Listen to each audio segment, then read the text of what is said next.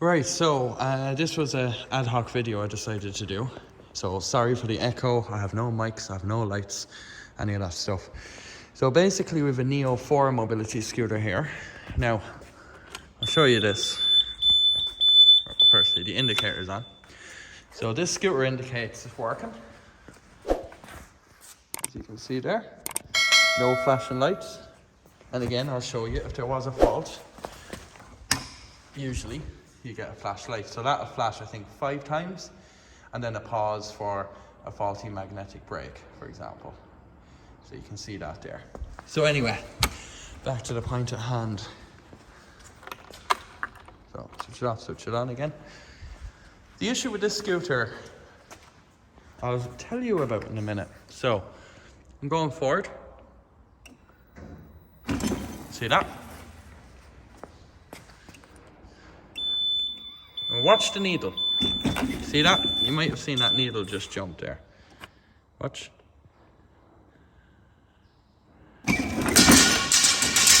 Okay. So what that is that's actually a motor fault. What's happened is, on that motor, and I'll show you shortly, there's a part on the motor, I think it's called a commutator or whatever, a commutator. Don't really know enough about motors to know that deep into it, but basically, most companies, you need a new motor. Now, I've actually looked inside this, and this is where the brushes go, which again is an integral part of the motor, otherwise it won't work. And it's black in there. So, my theory of the whole thing is we're gonna take that motor out, give it a clean inside, and give this scooter a new lease of life. So, let's get it started. Now, to get a motor on most scooters, it's just a case of popping off the wheel. Now, these can be really difficult to get off at times. So gentle persuasion or hard persuasion. Now, if you find these get stuck, a bit of WD-40 in them will kind of free that out. Because see, this is not a bearing, this is a drive shaft basically. So this is essentially welded to the axle when it's there for many years, and they're nearly impossible to get the wheel off of that hub. Now, the opposite advice for down here, if you're doing a front wheel, there's wheel bearings. And WD-40 is actually a degreaser and takes grease from the bearings. So this can help you get a wheel off by using WD here. This can make your wheel fall off by using WD-40 here. But anyway, so what we're gonna do now is there's 4 bolts in here. We'll use an extended Allen key. Extended wrench here, and we'll start taking them off. Okay, so the next thing to do is we want to drop the magnetic brake. It's also called the solenoid, it's also called the mag brake. I've got it lightly clamped in a G-clamp. Be very careful, don't want to damage the motor casing. So I've actually taken a photo of all this because there's a groove on this where the brake goes in, here. And you don't want it in the wrong position, because I've had jobs where I've gone to the bother of putting it all back together and you couldn't put it in neutral because the position of the brake was set wrong. So take a photo before you take it apart. I know the brake is there, I know it's locked in this position and it's relevant to this cable. So now take off the brake. Right, so brake's off. Again, just a few bolts, and we remember the position. So to actually get this motor casing off properly, there's a couple of grub screws in this, so you'll actually see one. Sorry for the flashing. In there, that's where the grub screw is. Okay, it's usually 1 or 2. In this case, there is 2. So we'll undo them, and once we've done that, we will then work on getting these bolts undone here as well.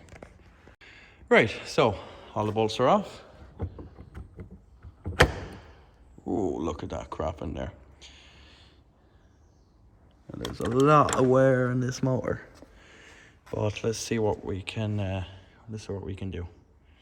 Generally, what you would do is you would clear this out, even if you're looking to buy time, and clean that. That's supposed to be gold. You'll see kind of the gold area is there. And obviously, to watch out for this as well. Okay, so that's been cleaned out. So is that.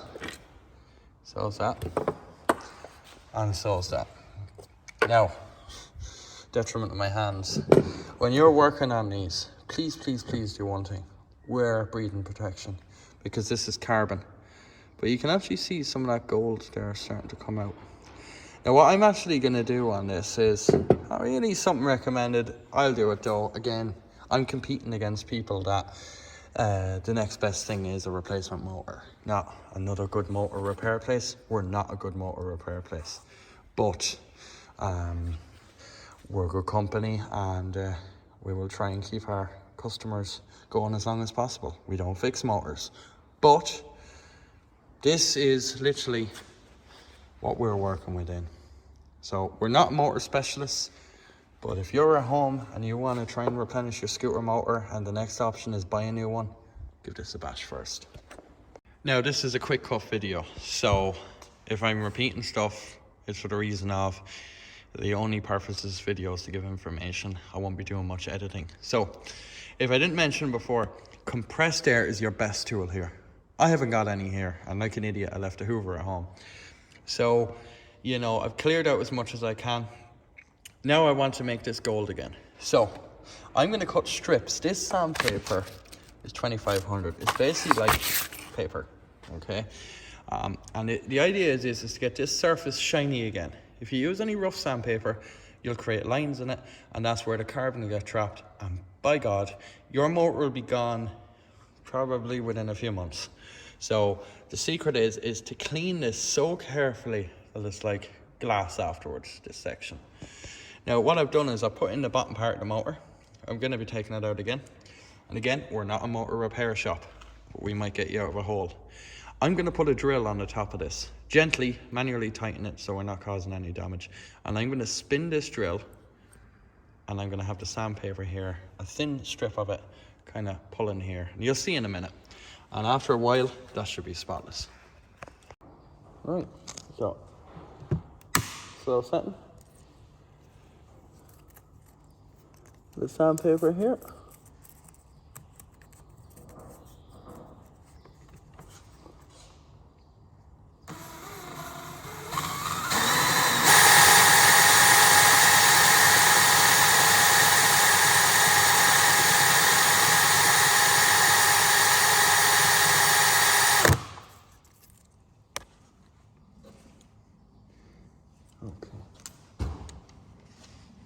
Right, so remember that motor that was black?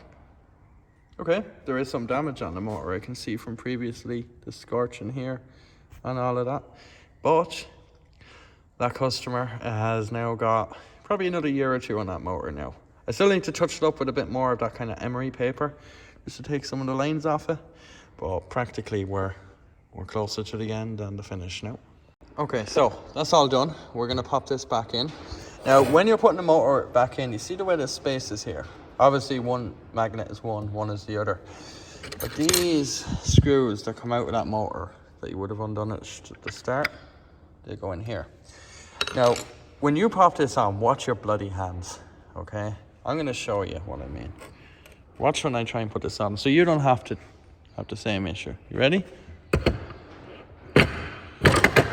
You know, like that thing is a magnet, and bloody hell you know about if you get your hands caught in it. Now the thing is, I can see the screw holes down there. You might be able to make it out there, that little circle. That's where the screws are going in, or the bolts are going in afterwards. So let's get this back together in reverse order. Okay, so that's all back together. Brushes have been changed because the old ones that were in it were absolutely, put it lightly, fecked, just gone. So the ones we have in are similar to these. Better. Didn't pick them new. I had an old machine there floating around. So let's get this back in, and hopefully we'll be motoring. Right, so motor's back on.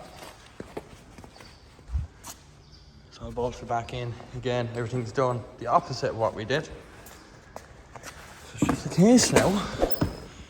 I've given it a drive. There we go. Whoa, whoa, whoa. She's lively. Another customer sorted out, and they're not having to spend money on a motor. You know, depending on the condition of the motor, some of these will work. Sometimes the motor's just too crap, too far gone. Seems like a quite healthy machine. Thanks for watching. Hope this helps you. If you have motor issues with your mobility scooter, don't forget to like and subscribe. Thank you.